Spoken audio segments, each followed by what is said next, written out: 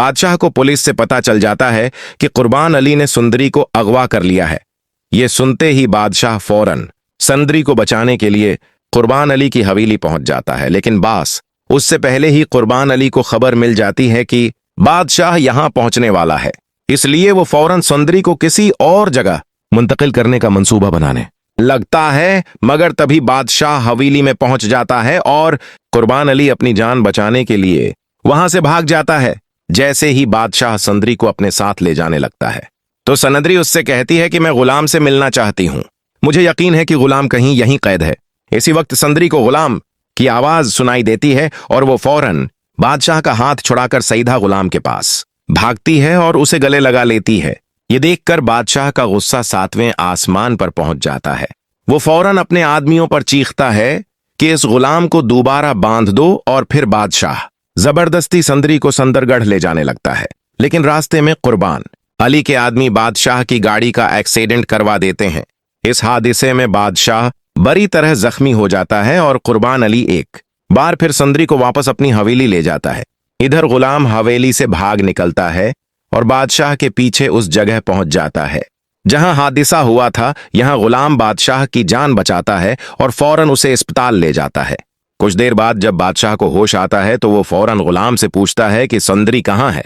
गुलाम कहता है कि कुर्बान अली उसे दोबारा अपने साथ ले गया है। ये सुनते ही बादशाह और गुलाम दोनों मिलकर सुंदरी को बचाने निकल पड़ते हैं।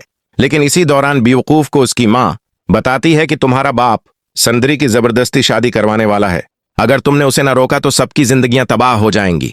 ये सुनते ही बेवकूफ फौरन हवेली की तरफ भागती है ताकि अपने बाप कुर्बान अली को रोक सके। जैसे ही कुर्बान अली जबरदस्ती सुंदरी की शादी करवाने लगता है तभी बेवकूफ वहां पहुंचकर यह शादी रखवा देती है।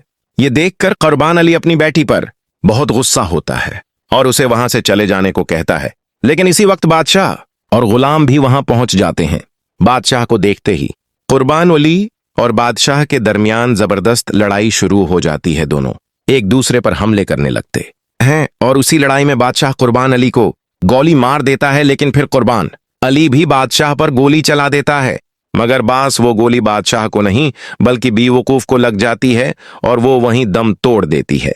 अपनी बेटी की लाश देखकर कुर्बान अली पागल हो जाता है और आहिस्ता आहिस्ता टूट जाता है। लेकिन बास इतना सब कुछ होने के बावजूद भी बादशाह सुंदरी से शादी करने की जद नहीं छोड़ता। वो जबरदस्ती सुंदरी को वापस सुंदरगढ़ ले जाता है ताकि उससे शादी कर सके। मगर ऐन शादी के वक्त सुंदरी खुद को मारने की कोशिश करती है और रोते हुए कहती है कि अगर मैं गुलाम की नहीं हो सकती तो किसी और की भी नहीं बनूंगी। ये देखकर बादशाह का दिल टूट जाता है और उसे एहसास हो जाता है कि सुंदरी कभी उसकी नहीं हो सकती। वो दो सच्चे मोहब्बत करने वालों को अलग नहीं कर सकता। ये सोचकर बादशाह फौरन गुलाम और सुंदरी से माफी मांगता है और फिर अपने ही हाथों इन दोनों की शादी करवा देता है। उसके बाद गुलाम और सुंदरी हमेशा के लिए सुंदरगढ़ छोड़कर कराची चले जाते हैं। कुछ अरसे बाद बादशाह को एक खुशखबरी मिलती है कि गुलाम एक खूबसूरत बच्चे का बाप बन गया है। ये सुनकर बादशाह खुशी खुशी कराची रवाना हो जाता। ये सुनकर बादशाह खुशी खुशी कराची रवाना हो जाता है ताकि गुलाम और सुंदरी से मिल सके। लेकिन बास रास्ते में बादशाह की नजर एक खूबसूरत लड़की पर पड़ती है और ऐसा लगता है कि बादशाह को दोबारा मोहब्बत हो गई है।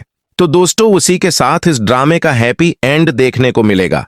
आप क्या सोचते हैं? क्या ये पेशगोई सच साबित होगी या कहानी में कोई नया ट्विस्ट आएगा? कमेंट करके जरूर बताएं और वीडियो को लाइक और चैनल को सब्सक्राइब करना मत भूलिए।